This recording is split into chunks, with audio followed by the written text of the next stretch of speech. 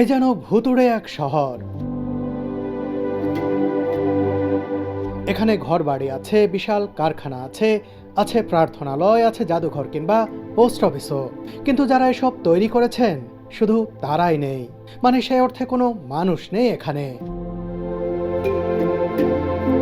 চারপাশে ছড়িয়ে ছিটিয়ে আছে তিমির হাড়গোড়। দেখে মনে হচ্ছে গাছের গুড়ি পড়ে রয়েছে, আসলে এগুলো তিমির হাড়। গ্রিট ভিকেন সাউথ জর্জিয়া দ্বীপপুঞ্জের সবচেয়ে বড় তিমি শিকার কেন্দ্র এটি। 1904 সালে এটি প্রতিষ্ঠা করেছিল নরওয়েজিয়ানরা। 1906 থেকে 1965 সালের মধ্যে এটি তিমি থেকে তেল উৎপাদনের একটি বড় কেন্দ্র ছিল, কিন্তু বিগত 60 বছর ধরে এটি পরিত্যক্ত।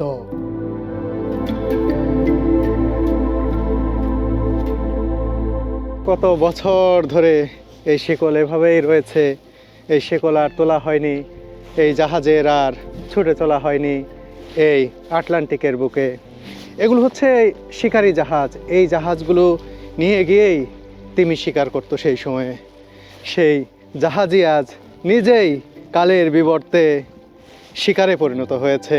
তাকে এখানে এই পরিবেশ প্রকৃতি সব কিছু ধীরে ধীরে নিঃশেষ করে দিচ্ছে, ক্ষয় করে দিচ্ছে। এই তিমি শিকার কেন্দ্রটি এখন সিল পেঙ্গুইনদের দখলে।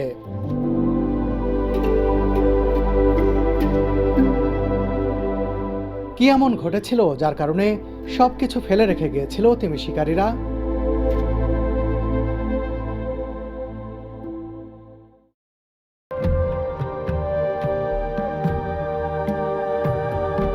অ্যান্টার্কটিকা অভিযানের আজ 8ম দিন। ওশান হারবার দেখার পর আমরা এগিয়ে চলেছি সাউথ জর্জিয়া দ্বীপপুঞ্জেরই খুব গুরুত্বপূর্ণ তিমি শিকার কেন্দ্র গ্রিট ভিকেনের দিকে। জাহাজ থেকেই আটলান্টিকের জলে ভাসমান বড় বড় আইসবার্গ দেখতে পাচ্ছি। আমরা যে ক্রমে অ্যান্টার্কটিকার কাছে চলে আসছি, এই আইসবার্গগুলো তারই আলামত। জীবনে প্রথম এরকম আইসবার্গ দেখছি একেবারে চোখের সম্মুখে। কি সুবিশাল পাহাড়ের মতো আইসবার্গ ভাসছে এই দক্ষিণ আটলান্টিক মহাসাগরে, একেবারে অদ্ভুত। সাউথ জর্জিয়া এসেছি 2 দিন হলো, দূর থেকে দেখছিলাম কিছু আইসবার্গ, কিন্তু কাছাকাছি আসার সুযোগ হয়নি। এখন একেবারেই কাছাকাছি বিশাল এই আইসবার্গটি এই জাহাজে দাঁড়িয়ে দেখতে দারুণ লাগছে। বলে রাখি, গ্রেট ভিকেনের পথে চলতে চলতে আমরা দুনিয়ার সবচেয়ে বড় কিং পেঙ্গুইনের কলোনি সেন্ট অ্যান্ড্রুজ বে দেখে যাব এক ঝলকে। ধীরে ধীরে আমাদের জাহাজটি আইসবার্গটির সন্নিকটে চলে আসলো। আমরা মন্ত্রমুগ্ধ হয়ে দেখতে থাকলাম প্রকৃতির এই বিস্ময়কর সৃষ্টিকে। সাগরের জলে ভাসমান পাহাড় সমান এক বরফখণ্ড। দেখুন, এই আইসবার্গের উপর রোদ পড়ে যেন ঝিলিক দিচ্ছে।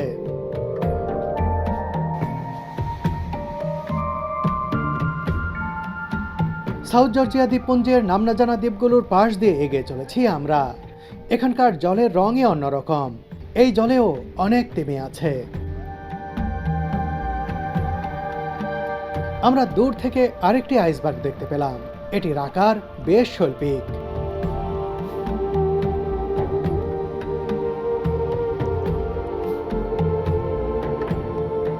পাশে একটি ডুবন্ত হিমশৈল দেখতে পেলাম। জলের উপরে সামান্য অংশ ভেসে থাকলেও নিচের অংশটি পর্বত সমানও হতে পারে। বলে রাখি, ডুবন্ত হিমশৈলে ধাক্কা খেয়ে কিন্তু এই আটলান্টিকে ডুবে গিয়েছিল টাইটানিক জাহাজ। এখনকার আধুনিক জাহাজ ডুবন্ত আইসবার্গ আগে থেকেই শনাক্ত করে পথ চলতে পারে।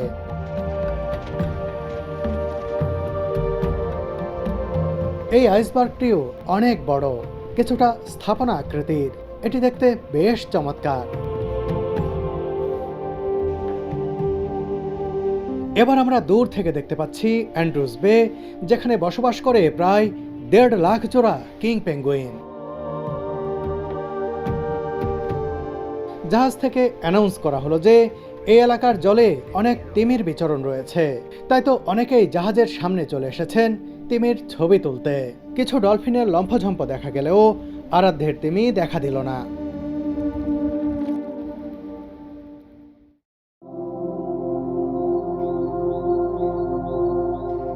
আমরা চলে এসেছি সেন্ট অ্যান্ড্রুজ বের কাছে। চারপাশে কি এক মোহনীয় দৃশ্য। এখানেই রয়েছে দুনিয়ার সবচেয়ে বড় কিং পেঙ্গুইনের কলোনি। এই মুহূর্তে আবহাওয়াটাও সুবিধাজনক নয়, তাই অ্যান্ড্রুজ বেতে কোনো ল্যান্ডিং হবে না। আমরা এখানে 3 ঘন্টার একটি জোডিয়াক ক্রুজ করব। আমরা জোডিয়াকে উঠে বসতেই চলতে শুরু করলো সেন্ট অ্যান্ড্রুজ বের দিকে।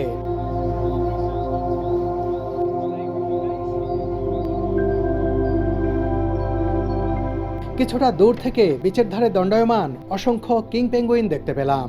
সত্যি মনোরম এক দৃশ্য। চোখের সামনেই দাঁড়িয়ে আছে লাখো পেঙ্গুইন। আগেও বলেছি, এখানে প্রায় 1.5 লাখ জোড়া কিং পেঙ্গুইন রয়েছে। আর এর আগে দেখা সলসবেরি প্লেনে রয়েছে প্রায় 80,000 জোড়া কিং পেঙ্গুইন। সংখ্যার হিসেবেই বোঝা যায় এটি সর্ববৃহৎ king পেঙ্গুইনের colony.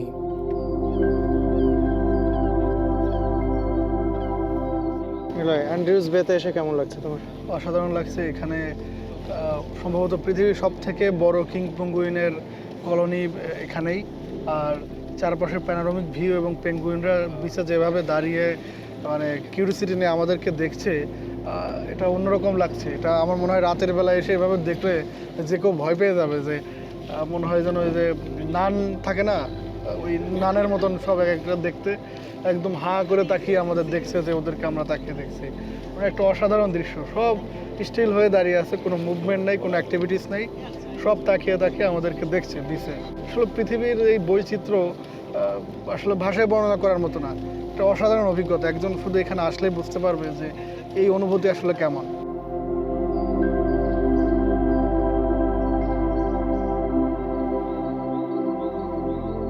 Hey everyone, I'm Christian from Germany. আমি ক্রিস্টিয়ানো, বেলজিয়াম থেকে এসেছি। অ্যান্টার্কটিকার কাছের এই সাউথ জর্জিয়া দ্বীপপুঞ্জে এসে আমি অভিভূত। এটি বিশ্বের সবচেয়ে বড় কিং পেঙ্গুইনের কলোনি। সত্যি অসাধারণ। জাস্ট এদিকে দেখুন, এটি চমৎকার।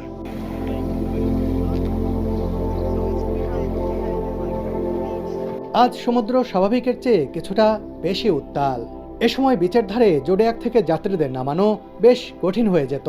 এজন্যই ল্যান্ডিংয়ের সিদ্ধান্ত স্থগিত করা হয়েছে।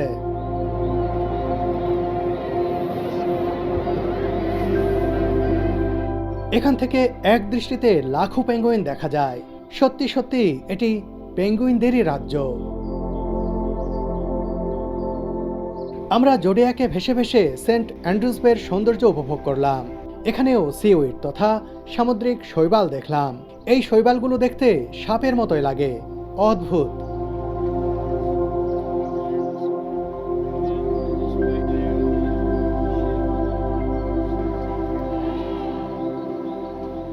এখানে একটি পাথরের উপরে অনেকগুলো কিং পেঙ্গুইন দেখলাম।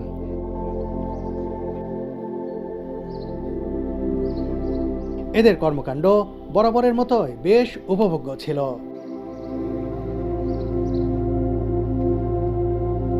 সেন্ট অ্যান্ড্রুজ বে দেখে আমরা যখন জাহাজে ফিরছি তখন সন্ধ্যা ঘনিয়ে আসছে চারিদিকে।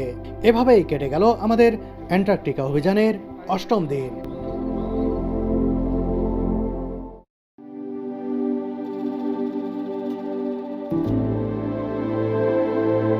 অভিযানের 9ম দিনের সকালটা বেশ রৌদ্রোজ্জ্বল।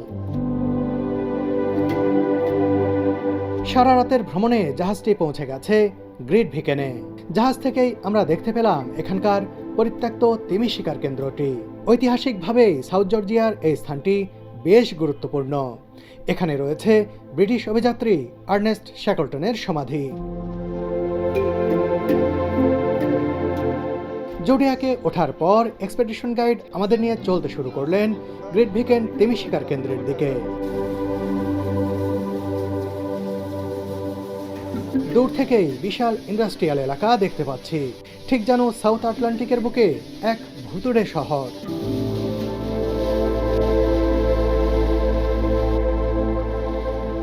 চলে এসেছি গ্রেট ভিকেনে। Good morning and welcome to Great Viken. Great ভিকেনে আপনাদের স্বাগতম। এখানে শুরুতে একটি জাদুঘর দেখতে পাবেন।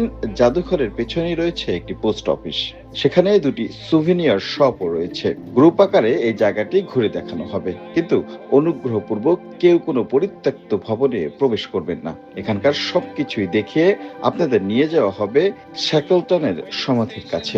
Please do not enter any abandoned building.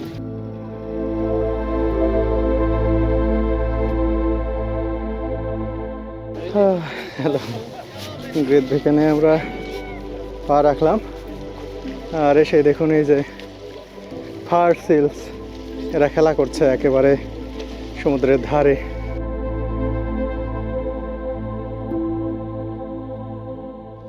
1904 সালে এই তিমি শিকার কেন্দ্রটি প্রতিষ্ঠা করেছিল নরওয়েজিয়ানরা। 1906 থেকে 1965 সালের মধ্যে এটি তিমি থেকে তেল উৎপাদনের একটি বড় কেন্দ্র ছিল। শুরুতে আর্জেন্টিনার নিয়ন্ত্রণে এখানে নরওয়েজিয়ানরা তিমি শিকার করলেও 1909 সালে ব্রিটিশরা এখানে প্রশাসনিক কার্যক্রম শুরু করে। বর্তমানে এর পরিত্যক্ত কারখানাগুলো একটি ভুতুড়ে শহরের রূপ নিয়েছে। গ্রেট ভিকেনের আশপাশের এলাকা ও সমুদ্র সৈকত প্রচুর বন্যপ্রাণীর আবাসস্থল। একে দক্ষিণ আটলান্টিক মহাসাগরের গ্যালাপাগোস বলা হয়ে থাকে। এই অভিজ্ঞতা সঞ্চয়ের স্বপ্নই দেখতে পারতাম না যদি না টার্কিশ এয়ারলাইন্স আমাদের সার্বিক সহায়তা করত। আর্জেন্টিনা তথা দক্ষিণ আমেরিকা ভ্রমণে আপনারা ভরসা করতে পারেন টার্কিশ এয়ারলাইন্সের উপর। এছাড়া এই ভ্রমণে সহযোগী স্পন্সর হিসেবে রয়েছে দেশের বিশ্বস্ত internet service provider dot internet. Corporate হাউসে কিংবা বাসাবাড়িতে দৈনন্দিন ব্যবহারে ডট ইন্টারনেটই হতে পারে বেস্ট অপশন। এখানে ফারসিল ও এলিফ্যান্ট সিলের পাশাপাশি কিং, ম্যাকারনি, জেন্টু ও চিনিস্টার প্রজাতির পেঙ্গুইন দেখা যায়। গ্রীষ্মকাল তথা নভেম্বর থেকে মার্চের মধ্যে সমুদ্র বরফমুক্ত থাকায় ক্রুজ জাহাজের মাধ্যমে পর্যটকরা এখানে পরিদর্শনে আসেন। এই সময়ে এখানকার বন্যপ্রাণী সবচেয়ে বেশি সক্রিয় থাকে। জানিয়ে রাখি, এই গ্রেট ভিকেনকে সাউথ জর্জিয়া দ্বীপপুঞ্জের রাজধানী বিবেচনা করা হয়। কি বিশাল কর্মযজ্ঞ ছিল এখানে তাদের। দেখুন, জাহাজগুলো পড়ে রয়েছে, বন্দরের অবকাঠামো, এবং এখানে যে তারা তেল উৎপাদন করতো সিল এবং তিমি থেকে, সেগুলোর যে বিশাল আয়োজন। দেখুন কত বড় কারখানা, কত যন্ত্রাংশ, সব কিছু জং ধরে গেছে, পড়ে রয়েছে। বিশাল কর্মযজ্ঞ একেবারে স্থবির হয়ে রয়েছে। এখানে এখন আর কেউ বসবাস করে না, বিশেষ করে এই জায়গাটিতে। যদিও এখানে একটি মিউজিয়াম রয়েছে, এই বিল্ডিংটা হচ্ছে মিউজিয়াম, আর এরপরে একটি পোস্ট অফিস রয়েছে। এখানে সামার টাইমে আমরা যে সময় এসেছি ঠিক এই সময়ে 30 জন মানুষ সর্বসাকুল্যে বসবাস করে গবেষণা কাজে। তারা এখানে এই জায়গা নিয়ে, এই যে এখানকার যে প্রাণীগুলো রয়েছে সেগুলো নিয়ে, এবং এই সাব আন্টার্কটিক বিভিন্ন আইল্যান্ড এবং এখানকার পরিবেশগত বিষয়, বিভিন্ন বিষয় নিয়ে তারা এখানে রিসার্চ করছেন 30 জনের মতো। কিন্তু যখন একেবারে শীতের সময়, উইন্টার সময়, তখন তো এগুলো বরফে একেবারে ঢাকা থাকে। সেই সময় মাত্র 10 জন মানুষ বসবাস করে তারা এখান থেকে একটু দূরে। ওই যে দেখতে পাচ্ছেন আমাদের যে জাহাজের পাশে কয়েকটি ঘর রয়েছে, একটা বসতি। ও ঘাসের উপর হাঁটতে নিষেধ করা হচ্ছে, বলছে যে তোমরা রাস্তায় যাও, ঘাসে হাঁটা যাবে না। তো যাই হোক, ওইখানে বসবাস করে শীতের সময় মাত্র 10 জন। এই জায়গাটি আমার কাছে খুবই আকর্ষণীয় লাগছে।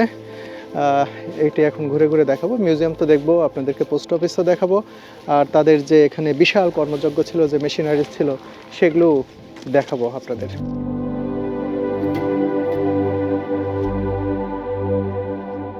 এই যে দেখতে পাচ্ছেন, এগুলো কি একটু কল্পনা করুন। দেখে মনে হচ্ছে গাছের গুড়ি পড়ে রয়েছে। আসলে এটা তৈরি করা হয়েছিল, স্টেশনটি তৈরি করা হয়েছিল তিমি শিকারের জন্য। এগুলো কোনো গাছের গুড়ি নয়, এগুলো তিমির হাড়। দেখুন কত বিশাল বিশাল হাড়।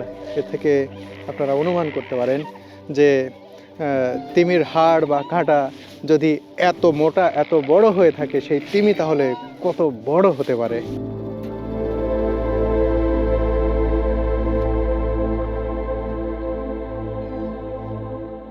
অসাধারণ লাগছে আসলে ফকল্যান্ড ছেড়ে আসার পর থেকে 4-5 দিন ধরে এই গত 3-4 দিন ভাসতে ভাসতে আজকে প্রথম কোনো একটা দ্বীপে মানুষের দেখা পাইলাম।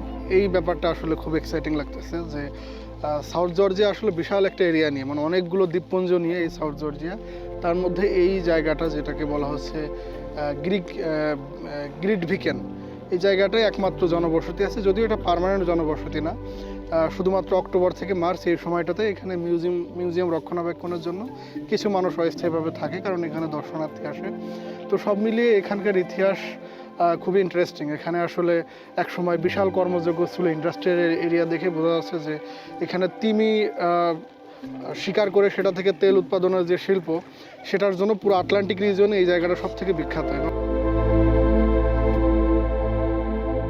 এই যে দেখুন তিমির এটা চোয়ালের অংশ মনে হচ্ছে, অনেক বড় একটি হাড় এখানে ফেলে রাখা হয়েছে। শুধু এই জায়গা নয়, এর আশপাশে বিভিন্ন জায়গায় কিন্তু ছড়িয়ে ছিটিয়ে রয়েছে এই হাড়গুলো।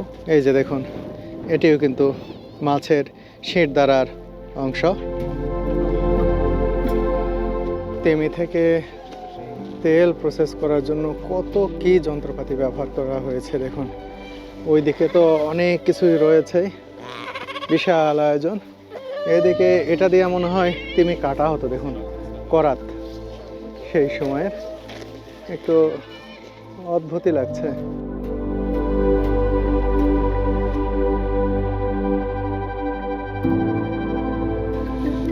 সেই সময়ে তারা এখানে কামানও স্থাপন করেছিল বহিঃশত্রুর হাত থেকে নিজেদের রক্ষা করার জন্য, নিজেদের সম্পদ রক্ষা করার জন্য। দেখুন সেই কামানটি কিন্তু এখনো রয়ে গেছে, এখানে লেখাগুলো বেশ স্পষ্ট।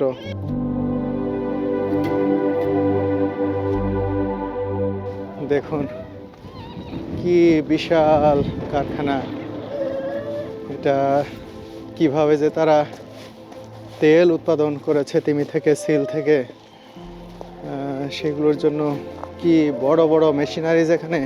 তেল উৎপাদনের জন্য তাদের এত বড় কর্মযজ্ঞ আসলেই একটা বিরল ব্যাপার।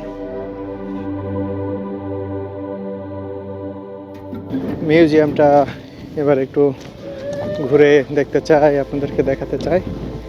এই যে দেখুন সুন্দর করে লেখা রয়েছে মিউজিয়াম।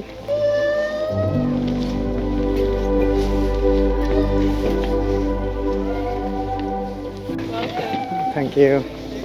এখন মিউজিয়ামে ওয়েলকাম করা হলো আমাদেরকে।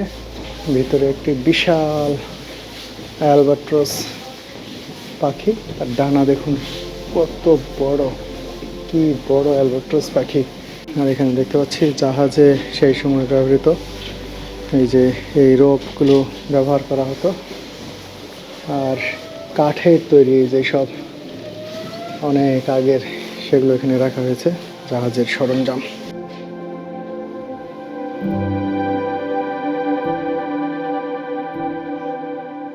এখানেও তিমির হাড়গুলো সাজিয়ে রাখা হয়েছে। দেখুন তার শির দ্বারা একটার পর একটা হাড় দিয়ে এভাবে সাজিয়ে রাখা হয়েছে।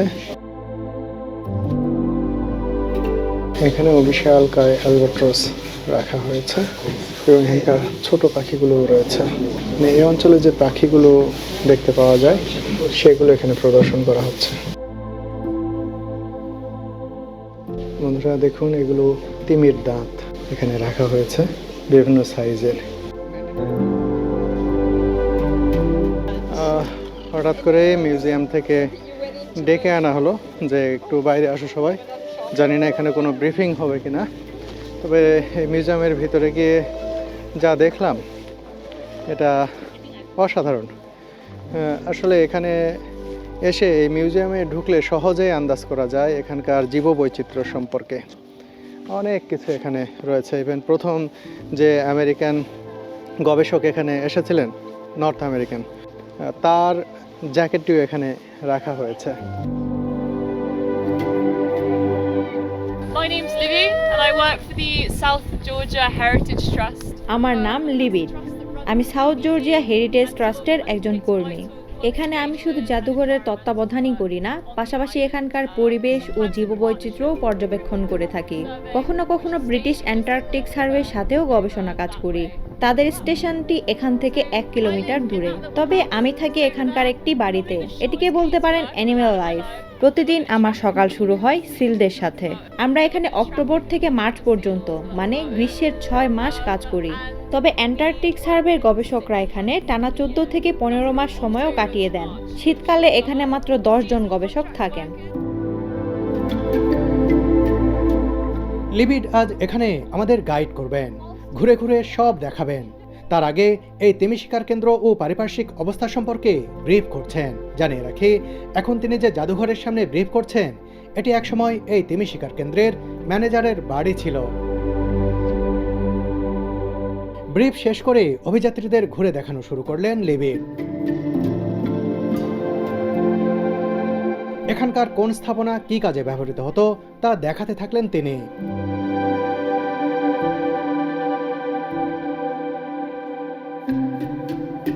এখানকার প্রথম আবাসিক ম্যাজিস্ট্রেট জন ইনেস উইলসনের তত্ত্বাবধানে 1909 সালের 3রা ডিসেম্বর এই ডাকঘরটি আনুষ্ঠানিকভাবে কার্যক্রম শুরু করে এবং 23শে ডিসেম্বর প্রথম চিঠি পাঠানো হয় এখান থেকে। এটি বিশ্বের অন্যতম দক্ষিণতম ডাকঘর হিসেবেও পরিচিত।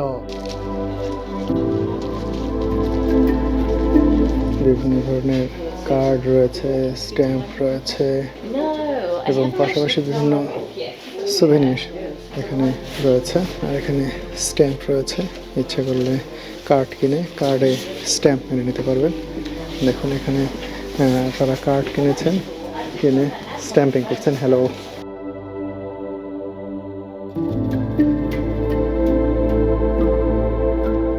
পোস্ট অফিস থেকে বের হয়ে এলাম, এবার মূল প্রোডাকশন এরিয়ার দিকে যাচ্ছি। তিমি থেকে তেল উৎপাদনের কর্মযজ্ঞ, মহাযজ্ঞ বলা যায়। দেখুন কি বিশাল বিশাল এখানে কন্টেইনার তৈরি করে রাখা হয়েছে, এর মধ্যে সম্ভবত তেল রাখা হতো। এ পাশেও দেখুন কত ধরনের পাত্র, বিশাল বিশাল, এবং এ পাশটাতে দেখুন কত ধরনের মেশিনারিজ, এত ধরনের যে যন্ত্রাংশ এখানে পড়ে রয়েছে। আর এগুলো তিমি থেকে তেল উৎপাদনের জন্য যে তারা ব্যবহার করেছেন, আমি তো ভাবছি যে এটা এই যন্ত্রাংশ তৈরির পরিকল্পনা করতেও তো অনেক সময় লাগার কথা। বিশাল আয়োজন, নিশ্চয়ই এটি বিরাট লাভজনক একটি বিজনেস ছিল। 1904 থেকে 1965 সালের মধ্যে সাউথ জর্জিয়ার বিভিন্ন উপকূলীয় তিমি শিকার কেন্দ্রগুলো মোট 1,75,250টি তিমি শিকার ও প্রক্রিয়াজাত করেছিল। শুধুমাত্র এই গ্রেট ভিকেন স্টেশনটি তার কার্যকাল জুড়ে 54,000-এরও বেশি তিমি প্রক্রিয়াজাত করেছিল। 1960-এর দশকের মধ্যে লাগামহীন ও অস্থিতিশীল শিকার পদ্ধতির কারণে তিমির সংখ্যা মারাত্মকভাবে হ্রাস পায়।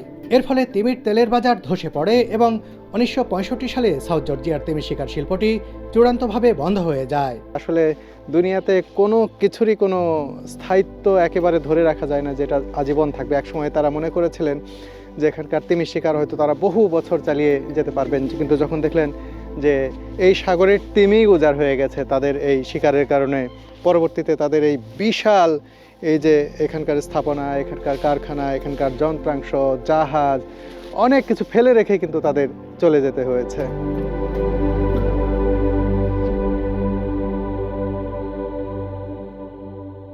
এখানে যতগুলো স্থাপনা রয়েছে এখন, তার মধ্যে সবচেয়ে সুন্দর স্থাপনা দেখুন, সুউচ্চ পাহাড়ের নিচে এই ভ্যালির উপরে একটি চার্চ, লেখা রয়েছে অ্যানো 1913। 1913 সালে এই গির্জাটি এখানে নির্মাণ করা হয়। এখানে যারা কর্মরত ছিলেন তাদের প্রার্থনার জন্য এটি তৈরি করা হয়েছিল সেই সময়। দেখুন খুবই সুন্দর একটি ছোট্ট গির্জা। দেখি ভিতরে প্রবেশ করা যায় কি না, আপনাদেরকে একটু দেখাতে চাই। এই যে দেখুন লেখা রয়েছে 1913। খুব সুন্দর একটি গির্জা। দুজন পর্যটক এখানে প্রবেশ করেছেন। এখানে যখন সবচেয়ে বেশি তিমি ধরা পড়তো সেই সময়ে 400 জন মানুষ একসাথে কাজ করতেন। তাদের প্রার্থনার জন্যই এটি তৈরি করা হয়েছে।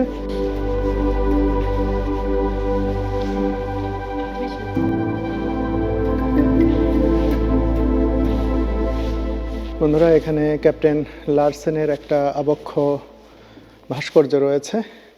তিনিই কিন্তু এই জায়গাটির স্থপতি।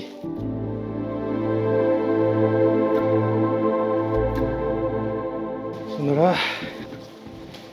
আমি গির্জাটি দেখলাম, গির্জা দেখে বের হয়ে এলাম। ও, গির্জা থেকে ঘন্টা বাজানো হচ্ছে।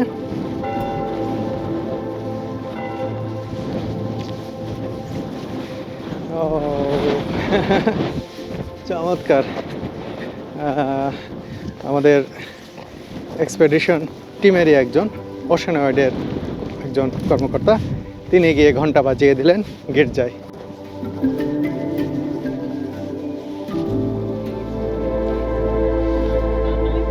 এখানে এসে যে কর্মযজ্ঞ দেখতেছি সেটা আসলে অকল্পনীয়, যে এত আগে মানে প্রায় 100 বছর আগে এই ধরনের কর্মযজ্ঞ হতো এখানে, সেটা আমাদের ভাবতে হয়তো আরও 100 বছর সময় লাগবে এরকম কর্মযজ্ঞ আর ক্ষেত্র তৈরি করতে।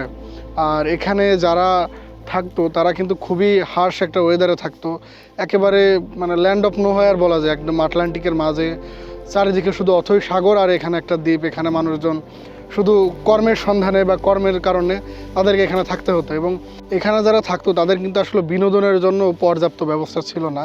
তারা সপ্তাহে 7 দিনই কাজ করত, এবং তারা দেখা যাচ্ছে এখানে মাত্র যতদূর শুনলাম যে মাত্র তাদের জন্য 12টা সিনেমা বরাদ্দ ছিল, এবং ওই একই সিনেমা তারা 100 বার করে দেখতো, প্রতিদিন দেখতো, এবং এখানে টেবিল টেনিস খেলতো, স্কি করতো। তো সব মিলে তাদের আসলে খুব বেশি বিনোদনের সুযোগ ছিল না।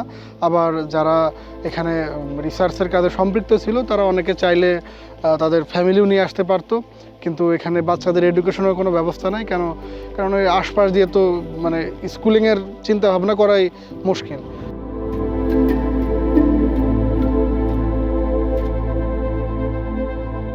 সম্ভবত এটি ওয়ার্কশপ হয়ে থাকবে, কারণ এখানে অনেক মেশিনারিজ, এই মেশিনারিজগুলো মেনটেন্যান্সের জন্যই এই ওয়ার্কশপ। এপাশে একটি জাহাজ দেখতে পাচ্ছি, পরিত্যক্ত অবস্থায় পড়ে রয়েছে। কি মোটা মোটা শিকল দেখুন এখানে পড়ে রয়েছে। খুব সম্ভবত বড় বড় তিমি টেনে তোলার কাজে এই চেনগুলো বা এই শিকলগুলো ব্যবহার করা হতো। আর পরিত্যক্ত এই জাহাজটির নাম দেওয়া হয়েছে এখানকার বড় পাখি জায়ান্ট পেট্রেল, সেই পেট্রেলের নামে কিন্তু এই জাহাজের নাম।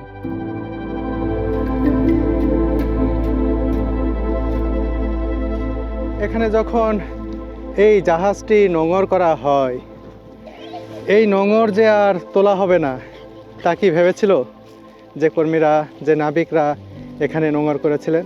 দেখুন, এই শিকলে জং ধরে গেছে। এই লোহার দণ্ড যেটাতে শিকল বেঁধে রাখা হয়েছে সেটাও কিন্তু জং ধরে গেছে। কত বছর ধরে এই শিকল এভাবেই রয়েছে। এই শিকল আর তোলা হয়নি, এই জাহাজের আর ছুটে চলা হয়নি এই আটলান্টিকের বুকে। এগুলো হচ্ছে শিকারী জাহাজ। এই জাহাজগুলো নিয়ে গিয়েই তিমি শিকার করতো সেই সময়ে। সেই জাহাজই আজ নিজেই কালের বিবর্তে শিকারে পরিণত হয়েছে। তাকে এখানে এই পরিবেশ, প্রকৃতি সব কিছু ধীরে ধীরে নিঃশেষ করে দিচ্ছে, ক্ষয় করে দিচ্ছে। সেই সাথে সাথে একসময় যাদেরকে শিকার করার জন্য এসেছিল এই জাহাজ এখানে, সেই তিমি, সেই সিল, তিমি তো নেই, কিন্তু সেই সিলরাই যেন দখল করে নিয়েছে সেই শিকারী জাহাজকে।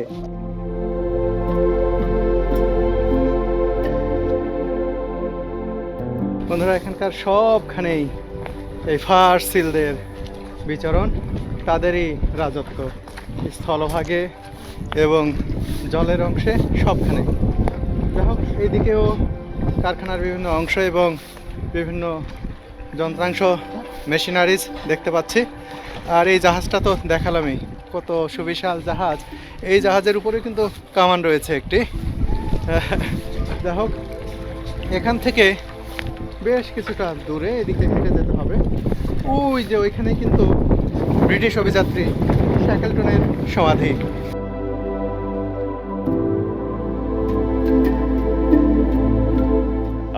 It's a magical place, a unique place in the world, right? এটি দুনিয়ার মধ্যে একটি ম্যাজিক্যাল প্লেস। এখানে পরিত্যক্ত স্থাপনার পাশাপাশি অসংখ্য সিল দেখতে পাচ্ছি। এটি তৈরি করা হয়েছিল তিমি আর সিল শিকারের জন্য, আর এখন এখানে সিল ছাড়া আর কিছুই নেই। Hunting seals. Now the people are long gone and there's nothing but seals.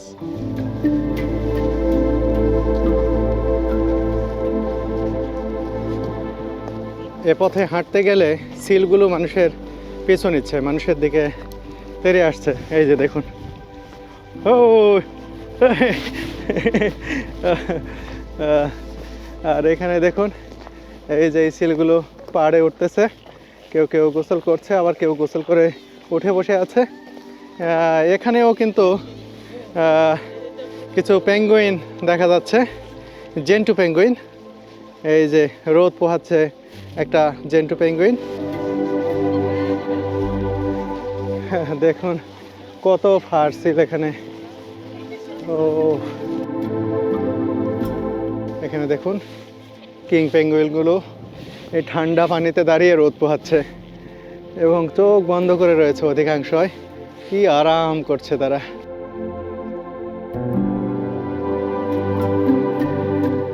O my god, এখানে একটা এলিফ্যান্ট সিল দেখুন কিভাবে পড়ে রয়েছে। এই প্রথম এত কাছ থেকে দেখতে পাচ্ছি এই এলিফ্যান্ট সিলকে। এর আগেও দেখেছি এখানে আসার পরে সাউথ জর্জিয়ার অন্য দ্বীপগুলোতে, কিন্তু এখানে এসে দেখছি একেবারে কাছে জলের মধ্যে মুখ কিছুটা ডুবিয়ে বিরাট দেহ নিয়ে শটান হয়ে পড়ে রয়েছে এই এলিফ্যান্ট সিল। কত বিশাল দেহ, এটা কালো কালারের, আর ওই যে একটা দেখছি ব্রাউন কালারের ওখানে পড়ে রয়েছে বিশাল। এদিকে কালো কালারের আরও বড় বড় এলিফ্যান্ট সিল কিন্তু দেখতে পাচ্ছি।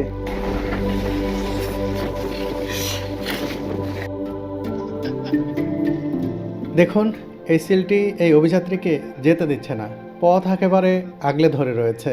দেখুন তালি দিয়ে সরিয়ে দেওয়ার চেষ্টা করছেন। যে কায়দায় পথটা তিনি পার হলেন দেখে খুব মজা লাগলো। বিশাল দেখি এক একটি এলিফ্যান্ট সিল শুয়ে আছে এই জায়গা জুড়ে। ও মাই গড, ও তারা করছে।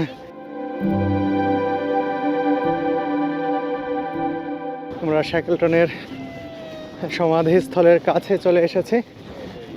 অন্যান্য পর্যটকরা তারা দেখে ফিরে আসছেন আর আমি যাচ্ছি।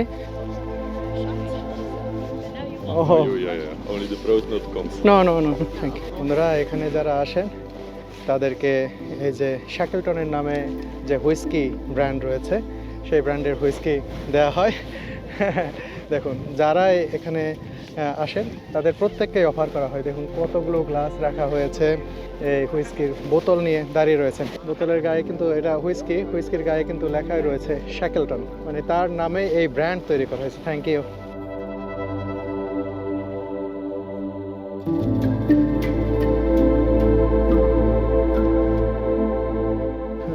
এটা একটা গ্রেভিয়ার্ড, শুধু শ্যাকেলটন নয়, এখানে আরও যারা এখানে কর্মরত ছিলেন মারা গেছেন তাদের কবর এখানে রয়েছে।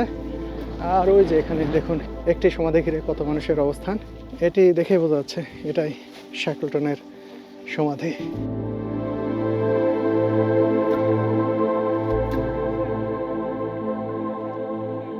বিখ্যাত অভিযাত্রী আর্নেস্ট শ্যাকেলটন অ্যান্টার্কটিকা মহাদেশে 3টি ব্রিটিশ অভিযানের নেতৃত্ব দিয়েছিলেন। এর মধ্যে সবচেয়ে বিখ্যাত হল 1914 সালের ইম্পেরিয়াল ট্রান্স অ্যান্টার্কটিক অভিযান। 1922 সালে 47 বছর বয়সে একটি নতুন অভিযানের সময় এই সাউথ জর্জিয়া দ্বীপপুঞ্জে হৃদরোগে আক্রান্ত হয়ে তিনি মৃত্যুবরণ করেন। তার সমাধি এখানেই দেয়া হয়েছে। তিনি একজন দুঃসাহসী অভিযাত্রী ছিলেন।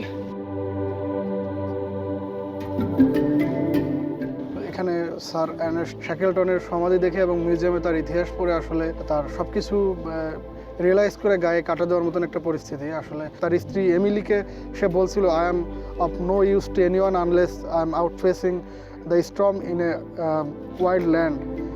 আসলে সে তার জীবনে অ্যাডভেঞ্চারকে স্বাগত জানাতে সবসময় প্রস্তুত ছিল। মানে সে যত ঝড় ঝঞ্ঝাট যাই আসুক না কেন, সে চাচ্ছিল নিজেকে তার মধ্যেই এঙ্গেজ করার জন্য, যাতে মানুষ তাকে মনে রাখে। আপনার অ্যান্টার্কটিকা ভ্রমণের স্বপ্ন পূরণে সহায়ক এবার বেঙ্গল ভিস্তা। ওশান ওয়াইড এক্সপেডিশনসের স্বীকৃত এজেন্ট হিসেবে বাংলাদেশ থেকে এই অভিযানের সবকিছু সম্পন্ন করব আমরা। ওশান ওয়াইডের ওয়েবসাইটে গিয়ে এবছরের নভেম্বর থেকে সামনের বছরের মার্চ পর্যন্ত যে কোনো প্যাকেজ পছন্দ করুন, বাকি কাজটা করে দেবো আমরা তথা বেঙ্গল ভিস্তা। আর হ্যাঁ, বেঙ্গল ভিস্তার মাধ্যমে বুকিং করলেও ওয়েবসাইটে উল্লেখিত দামের বাইরে 1 পয়সাও গুনতে হবে না। কত সিল এখানে, বিশেষ করে এলিফ্যান্ট সিলগুলো পড়ে রয়েছে, নিজেই যেন এক একটা পাহাড় আমাকে দেখছে চোখ মেলে মেলে। হাঁটতে হাঁটতে এখানে একটি তিমির হাট দেখতে পাচ্ছি, কি বিশাল পড়ে রয়েছে। তিমি হত্যা করা হয়েছে এখানে তেল উৎপাদন করতে গিয়ে। দেখুন সেই তিমির একটা কত বড় হাড় এখানে। ও মাই গড, এটা গলার কাছের অংশ মনে হচ্ছে, অনেক বড়। ফিরে যাওয়ার সময় হলো এই জায়গাটি থেকে। যাওয়ার আগেও অবাক বিস্ময়কর দৃষ্টিতে পর্যটকরা তাকাচ্ছেন এই মেশিনারিজগুলোর দিকে। এখানে যে পরিমাণ তারা মেশিনারিজ ফেলে গিয়েছেন, যে জাহাজগুলো ফেলে গিয়েছেন, সেগুলোর মূল্য কিন্তু অনেক অনেক। এগুলো এখন শুধুমাত্র দেখতেই আসেন পর্যটকরা। এখানে যে এক সময় 400 জন মানুষের বিচরণ ছিল, হ্যাঁ, সেই জায়গাটি এখন একেবারেই শুনশান, নিস্তব্ধ।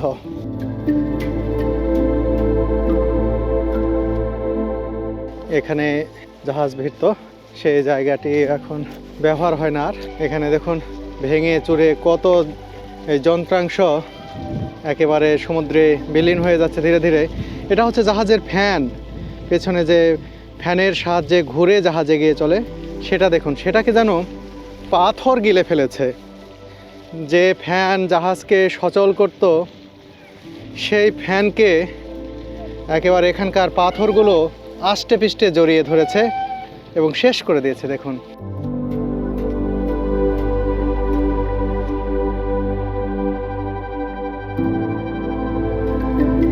বন্ধুরা, এবার সুভেনিয়ার শপে ঢুকছি। ও, খুব সুন্দর একটি সুভেনিয়ার শপ। এখানে অনেক কিছু বিক্রি হচ্ছে। দেখুন, হোয়াইল, পেঙ্গুইন, মোজার সাথে পেঙ্গুইন, খুব সুন্দর লাগছে। অ্যান্টার্কটিকা ভ্রমণের বা এই সাব অ্যান্টার্কটিক আইল্যান্ডগুলো ভ্রমণের স্মৃতি হিসেবে এগুলো অনেকেই নিয়ে যায়। এখানে বই রয়েছে, এই south Georgia, Falkland, Antarctica, penguin, while, এই সব বিষয় নিয়েই কিন্তু এই বইগুলো অভিযান রিলেটেড। খুবই চমৎকার কিছু বই রয়েছে এখানে। ও, এই পেঙ্গুইনটা খুবই চমৎকার। ও মাই গড, এটা আমি সুরভির জন্য নিতে চাই। বন্ধুরা, এই পেঙ্গুইনটা এত চমৎকার, এটা আমি অবশ্যই নিতে চাই। Excuse me, I want to buy this penguin.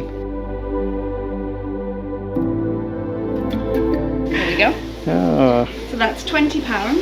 কার্ডে পেমেন্ট দিচ্ছি। And then it might want the PIN number. ও, থ্যাংক ইউ। একেবারে দুনিয়ার শেষ প্রান্তে এসে একটা পেঙ্গুইন কিনলাম।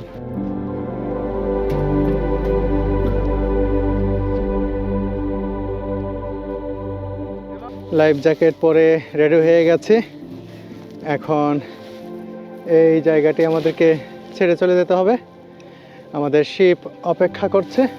ওই যে হন্ডিয়াস, উঠে যাব আমরা। সম্ভবত আমরা একবারে শেষ জোডিয়াকে যাচ্ছি।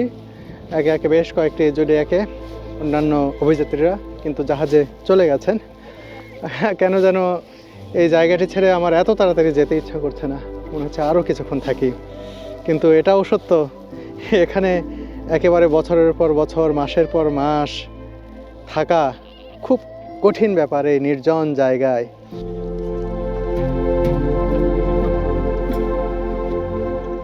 গ্রেট ভিকেন্ড তিমি শিকার কেন্দ্র দেখে আমরা জোডিয়াকে ভেসে ফিরে যাচ্ছি জাহাজ এমভি হন্ডিয়াসের দিকে। আজকের এই অভিজ্ঞতা স্মরণীয় হয়ে থাকবে আমার জীবনে।